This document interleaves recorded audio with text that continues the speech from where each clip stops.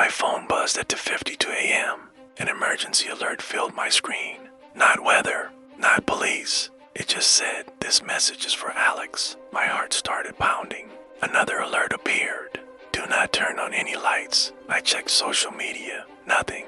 No one else was talking about it. My phone vibrated again. "If you hear a familiar voice, stay silent." From the hallway, my mother's voice whispered my name.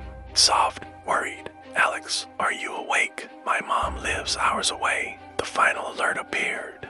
"It has learned your voice. Do not respond." The hallway went quiet. Then I heard breathing right next to my bed.